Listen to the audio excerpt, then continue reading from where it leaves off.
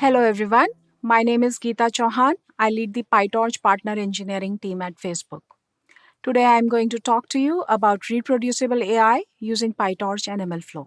First, I will introduce you to the reproducible AI challenges. Next, we will talk about how PyTorch and MLFlow provide a solution. And finally, we will jump into a demo. Unlike traditional software, machine learning involves a very continuous iterative process where one is optimizing for a metric like accuracy. The quality of the results depends on the data and the tuning parameters. Experiment tracking is difficult at best.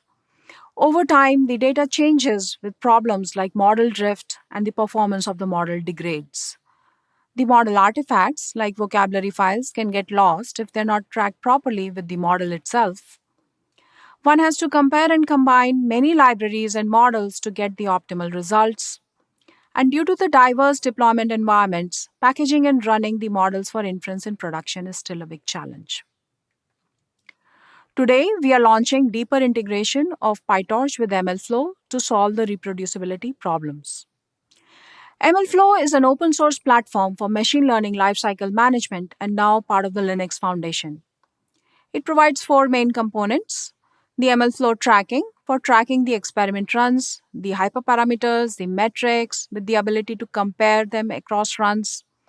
MLFlow projects packages the configuration of an ML project and the code to make it reproducible. The model registry is a central repository for storing and managing the models. One can annotate them with tags like staging or production as the models move across different lifecycle stages. And the MLFlow models provides the model deployment across diverse set of environments. We've done deeper integration of PyTorch in each of these areas. On the tracking side, we've added support for automatic metrics logging for PyTorch models. We've provided the ML projects for all the examples, including the Hugging Face, BERT model, and the distributed training models. For the model registry, we've added support for saving artifacts, ability to save and load Torch scripted models. Lastly, we integrated TorchServe as an MLFlow deployment plugin for serving PyTorch models from MLFlow itself. Let's look at the new autologging features. We've added support for PyTorch model autolog with the Lightning training loop. You just have to call the MLFlow PyTorch.autolog function, and all the common parameters like the learning rate, the model summary, the optimizer name, best score, etc. will get logged as part of the experiment run. You can choose to log the metrics every n iterations. You can use early stopping or other callbacks like the checkpointing one. You can log your own user-defined metrics like F1 score and test accuracy. What you see here is a comparison of experiment runs for iterative pruning. One can compare the parameters, the metrics, see the plots like the scatter plot, and do the analysis from that. On the save artifact side, we've added support for additional artifacts for model reproducibility. One can log the extra files like the vocabulary for NLP models or the class mappings for a classification model, the requirements.txt for TorchServe deployments, or any other extra files that you need for your models. Now let's look at what is needed for converting your models and taking them into production. TorchScript is what we recommend for deploying the models for productionizing. It is a static subset of Python language that is optimized for machine learning applications. And now you can save and load Torch scripted models from MLFlow itself. You start by converting the model to Torch script using the torch.jit.script and then call the MLFlow pytorch.log model to save the scripted model. Similarly, you can load the scripted model using the familiar mlflow.pytorch.load model. Next, let's look at TorchServe for model serving. It is a joint solution that we launched with AWS back in April, specialized for serving PyTorch models at scale. It comes with the default handlers for common ML tasks like the image segmentation, text classification, and a model zoo to quickly get started. You can create your own custom handlers. There is a robust management, inference, and metrics API. It supports dynamic auto batching, versioning, rollback, A B testing of models. You can log all the common metrics, including your own custom metrics for performance tracking. And finally, it supports a wide range of deployment integrations with platforms like SageMaker, Kubernetes, and now with MLFlow as well. Today, we are launching the new MLFlow deployment plugin for TorchServe. With this, one can test models during their development cycle and deploy models from MLFlow registry and run predictions on it. Both a command line and a Python API are supported. One can run against a local or a remote instance of TorchServe. From the command line, you call the MLflow deployments with target set as TorchServe and then run the commands on it, like the create command for deploying the model, the predict command for running the predictions against it, and the same thing can also be done via the Python API. So let's dive into a demo. So we'll first start the MLflow UI -H000 to bind to all the network interfaces so that we can access it from outside. Then let's look at the ML project file. So this is for the Autolog example. All the parameters are defined here, the important ones like the GPU, the accelerator. And let's launch a training run. So this is using 4 GPUs. I've set the DDP for the distributed training and the max epoch 12. Okay. So while this is running, let's take a look at the UI.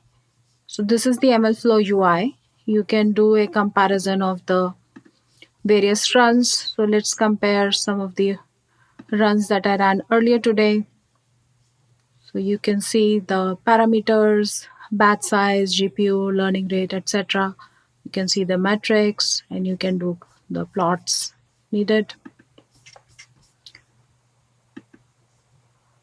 This one is still running. So let's look at the code in the meantime. So the important thing is this MLflow PyTorch Autolog, and make sure that if you're using the distributed training, pass the accelerator and the GPUs, and the rest is standard lightning training loop. So you have the forward function, the training step, the validation step, etc. So the run has completed. Let's go back and refresh our screen here. So you see one more run. And if I do a comparison,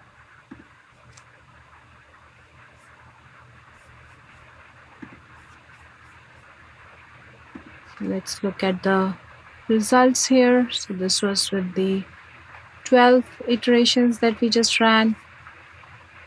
The GPUs, you have all the model artifacts, the model summary, the ML model file itself,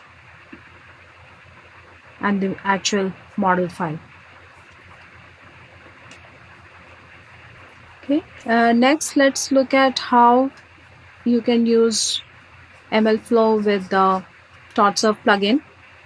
So I have another example here. So this is the BERT classifier. So this was a long example. I already ran the model and generated it. So let me start TorchServe.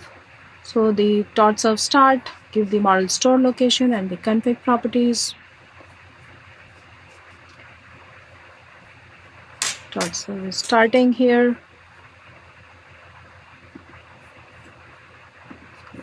Let me copy the commands and let's run these to create the model deployment. So we have the model. Now let's create the model deployment. So we call the MLflow deployments create and we pass all the parameters to it. Then use classifier, the name, the model file, and the handler. And if we go here, we'll see on the TorchServe side, the model is getting registered.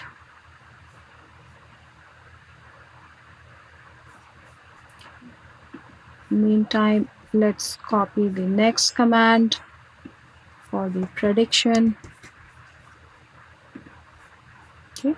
So you can see the model is getting loaded here and model was successfully created.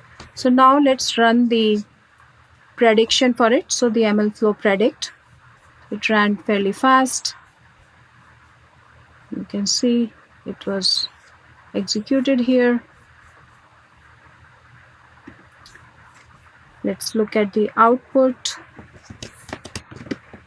So this was the input that was tagged as a science technical article. Let's look at how we take models from research to production at Facebook. We often start with a new idea or a paper, build the PyTorch model corresponding to it, do all the trainings, the evaluations, parameter sweeping. Once we have a model that we are satisfied with, we package it as a Python service and deploy it for a small subset of users to collect the metrics. When we are satisfied with the results of these tests, then we start the conversion process of optimizing the model and deploying it in production. So this includes exporting the model to TorchScript, doing the performance tuning using techniques like quantization and pruning. And finally, we take the TorchScripted model and package and deploy it as a C++ inference service. Now, you can do the same for your models with MLflow, PyTorch, and TorchServe. As a data scientist, you will start by building a PyTorch model, either from scratch or something that you pull from the PyTorch hub or a pre trained model and do fine tuning on it. You will do the trainings, the distributed training, log all your experiment runs into the MLflow tracking. Then, when you're ready for deploying your models in production, you will do the optimization steps. You will convert the model into TorchScript, save it into the model registry, and then using the MLflow TorchServe deployment plugin, you can deploy it on TorchServe and run the predictions against it and manage all your models.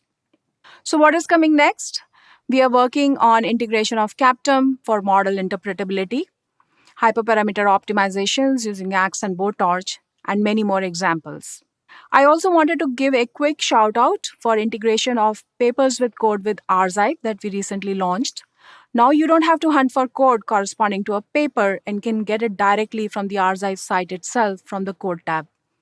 This is a huge step forward for reproducible research. To recap, today we talked about the reproducible AI challenges and solution for it using MLflow and PyTorch. Here are a few references for you to quickly get started. Thank you very much for listening. If you need any help, please reach out to me.